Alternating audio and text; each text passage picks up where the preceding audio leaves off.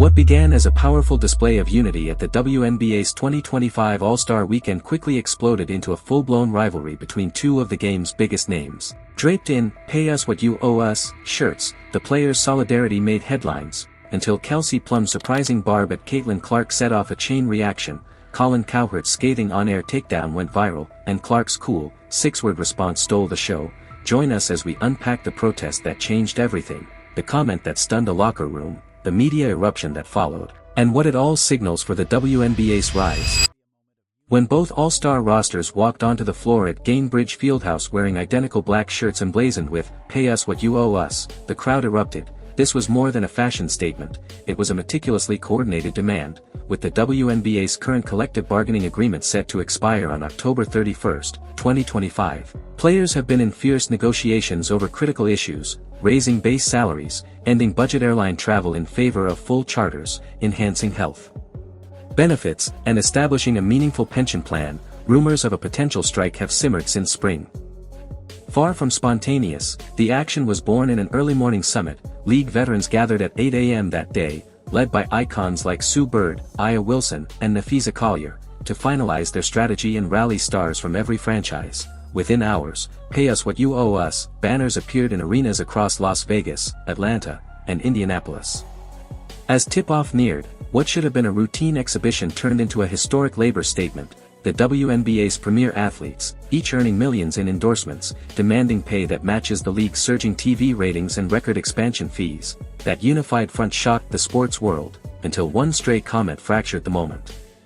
At the podium after the game, Sparks Veteran and Players Association Vice President Kelsey Plum praised the "Pay Us What You Owe Us" shirts, then unexpectedly said, not to tattletale, but zero members of Team Clark were very present for that. The atmosphere froze.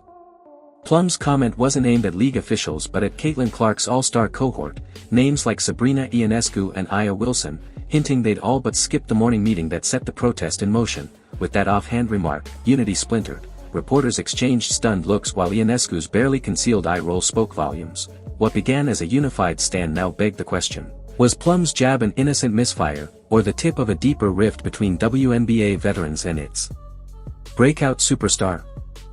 Enter Cowherd on the herd, who seized Plum's slip-up and turned it into instant internet lore. "You went from a Motel 6 in a sketchy part of town to a Four Seasons in a shopping district," he thundered, "and now you're throwing shade at the very player who's packed arenas, smashed TV ratings, and upgraded your travel from cramped charters to private jets."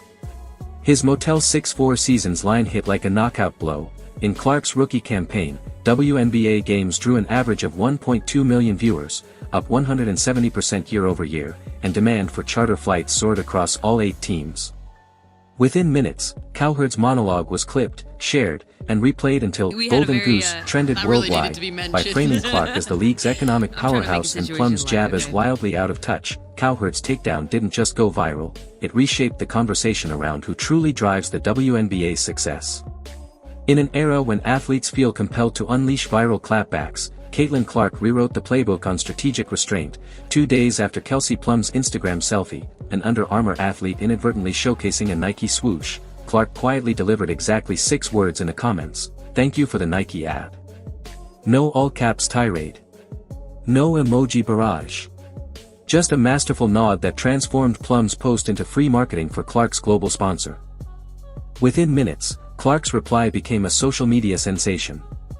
X timelines filled with side-by-side screenshots, TikTok creators looped the moment with dramatic music, and Instagram stories splashed Clark's quip across thousands of feeds. Sports commentators called it textbook elegance, praising Clark for leveraging brand alliances instead of bitterness. By refusing to engage in a public shouting match, she highlighted her superior media IQ and underscored the reality that her popularity, measured in soaring jersey sales, record TV ratings, and sold-out arenas, speaks louder than any heated rant.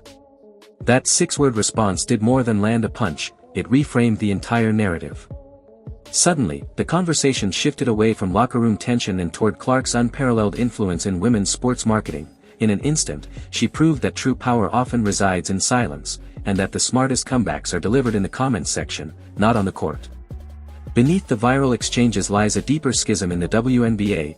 the delicate balance between battle-hardened veterans and the sport's electrifying newcomers. On one side, you have Kelsey Plum, a 10-year league stalwart who endured lean contracts, annual overseas tours just to pay rent, and countless playoff disappointments. As vice president of the Players Association, she's spent years haggling for incremental salary bumps, charter flight upgrades, and safer travel conditions. Her journey embodies the collective grind that built the WNBA's foundation. Then, in 2024, along came Caitlin Clark, a rookie whose arrival felt seismic. Overnight, ESPN viewership for her games soared 170%, teams abandoned cramped commercial flights, opting for private charters, expansion fees leaped into nine-figure territory as new owners clamored to buy in. Clark's logo 3 bombs didn't just fill highlight reels, they forced executives, sponsors, and broadcasters to pay attention, and to write bigger checks. That kind of overnight transformation can spark both celebration and tension. For veterans like Plum, the fight for pay equity represents years of grassroots organizing, a unified demand for every player's rights, not just the flashiest headlines. When Clark's stardom eclipses the narrative, there's a very real fear that the movement will be remembered as the Caitlin Clark Show, rather than the collective effort that veterans laid the groundwork for. Plum's offhand quip, calling out Team Clark's absence, was born from this complex mix of pride in her union work and protectiveness over the broader cause. It wasn't a personal vendetta, but a worry that the solidarity behind "Pay Us What You Owe Us" might be reduced to a one-player story. Yet Clark's meteoric impact is undeniable. She's been the spark that ignited league-wide momentum, proving that a single athlete's platform can accelerate change for all. In the modern sports landscape, drama isn't a distraction, it's a product. Media giants like ESPN and The Athletic don't just report tension, they amplify it, packaging conflict into viral content that fuels engagement, sells ads, and drives streaming numbers. Colin Cowherd's Motel 6 to 4 Seasons monologue wasn't random, it was crafted for maximum impact, and it worked. Debate exploded online, drawing millions of eyeballs not just to Cowherd, but to the larger story, a league in flux, powered by Caitlin Clark's rapid rise and threatened by internal fractures. What's fueling all this heat? At the core is the upcoming 2026 collective bargaining agreement, a moment that could redefine the future of women's basketball.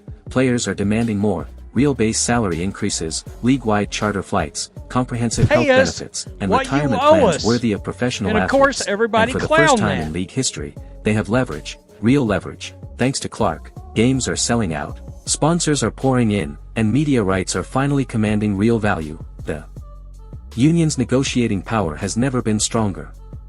But that same spotlight can also divide.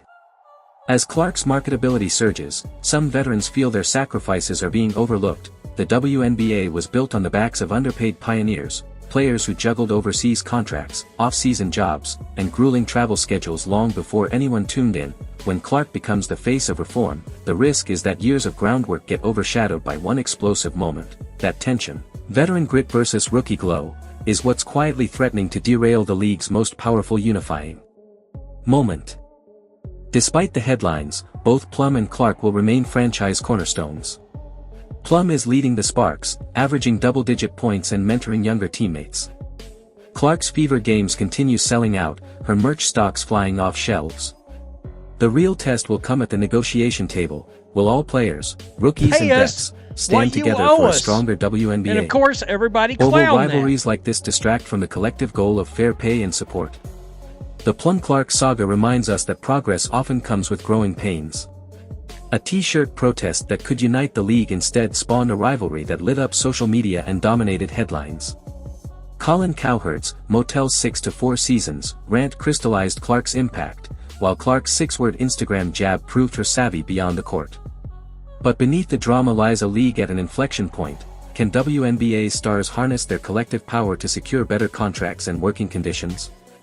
Or will internal divisions weaken their hand?